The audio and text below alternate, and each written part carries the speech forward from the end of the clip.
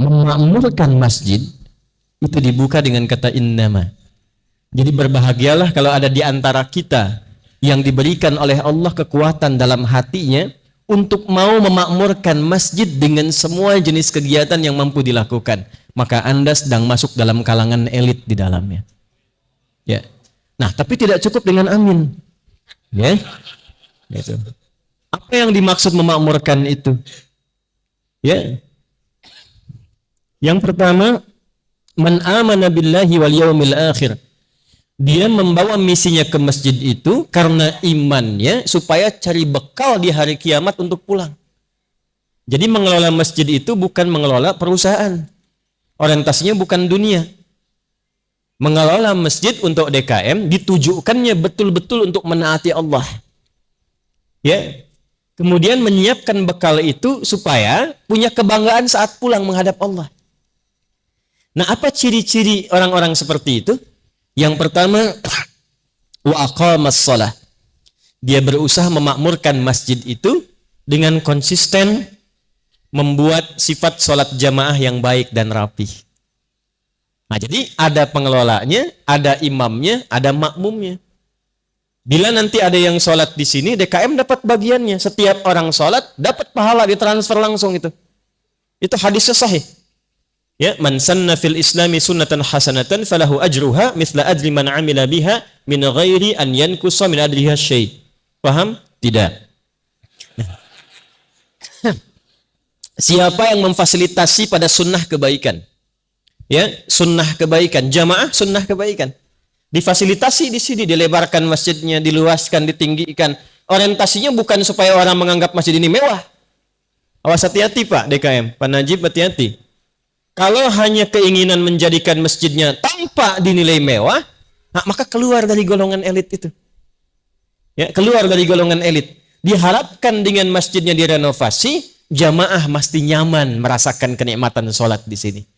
Safnya makin luas, ada kenikmatan untuk ibadah kepada Allah. Itu setiap orang masuk satu, maka dia sholat baru masuk dapat 25 kebaikan. Sholat dapat 27. Jarak satu keduanya 500 tahun. Dua ketiganya 500 tahun. Itu di Sahih Muslim. Itu begitu jamaahnya dapat, langsung DKM-nya pun setiap orangnya dapat transferan sama persis dengan orang yang ibadah di situ. Ya. Itu satu.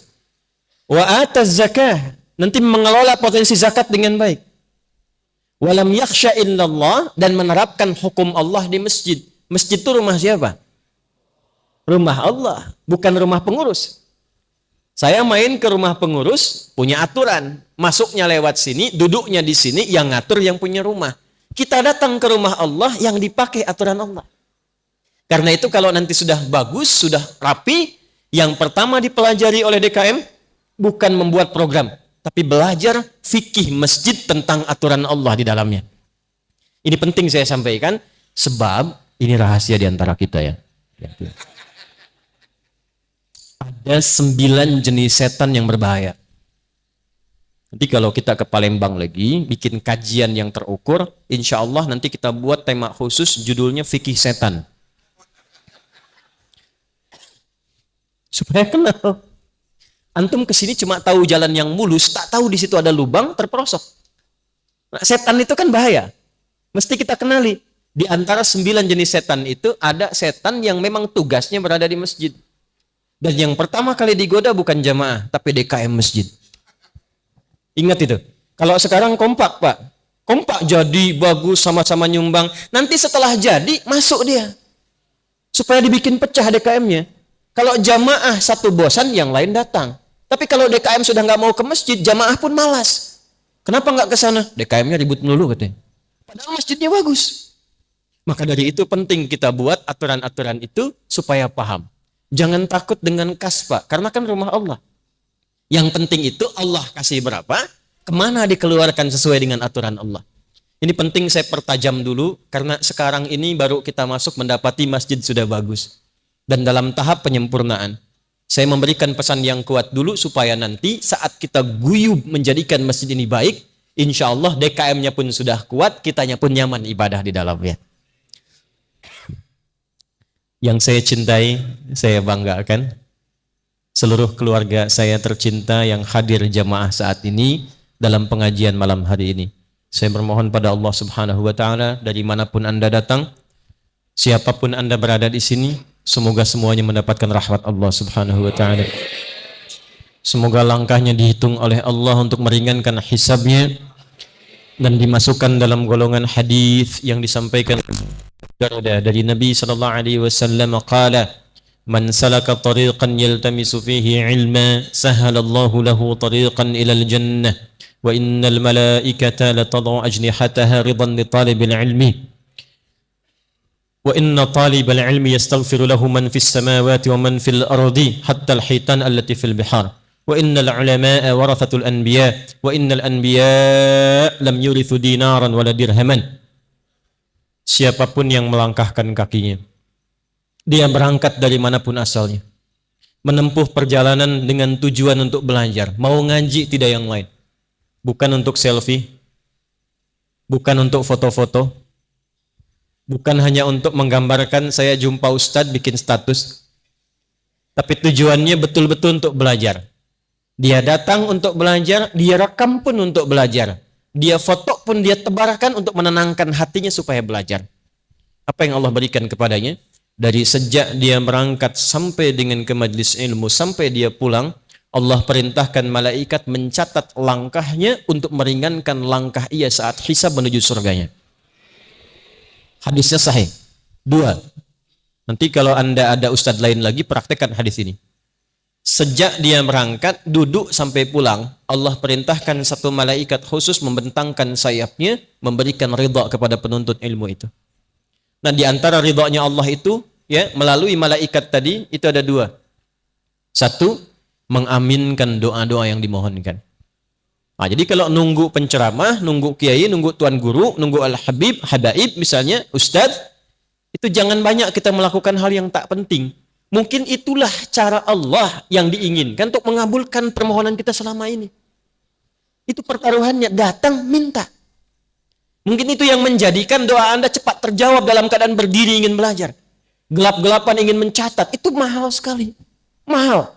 Di posisi itulah justru aminnya malaikat itu cepat diberikan bagi orang-orang yang serius mendapatkan ridha Allah Subhanahu wa taala. Diisi dengan doa. Yang kedua, ridhanya malaikat itu juga berarti permohonan kepada Allah ampunan dari semua dosa-dosa yang pernah dikerjakan penuntut ilmu itu. Karena itu jangan lihat siapa yang datang. Bersihkan niatnya. Anda pernah mencuri, pernah mabuk, ya, pernah berbuat maksiat yang lainnya. Allahu Akbar. Kenapa kok tiba-tiba Anda bisa datang ke sini? Kan bisa mencari tempat yang lain.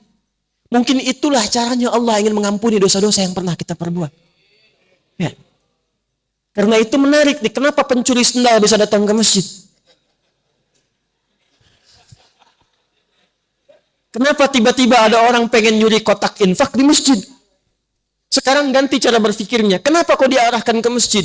Mungkin itulah cara Allah ingin merubah kebiasaannya, mengampuni dosanya, menghilangkan sifat maksiatnya sebelum wafat ia kembali kepada Allah Subhanahu wa taala.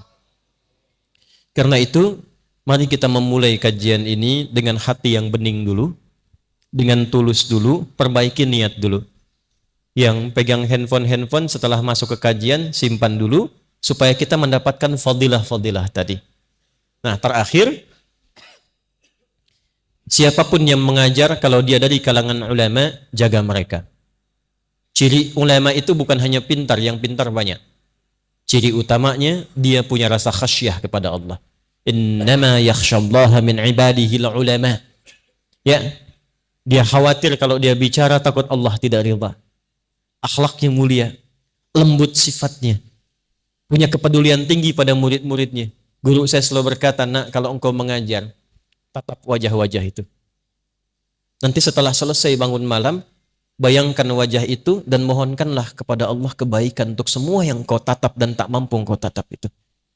Minta kepada Allah supaya ditanamkan pada jiwa mereka kedamaian, kebaikan, dan pengetahuan yang merubah mereka menjadi lebih baik. Dan bertakwalah kepada Allah untuk memohon ampunan agar setidaknya engkau mampu mengamalkan dari apa yang pernah engkau sampaikan kepada orang-orang yang engkau ajarkan itu. Itu amanah guru saya pertama pulang ke Indonesia, saya menghadap, itu kalimat yang beliau sampaikan.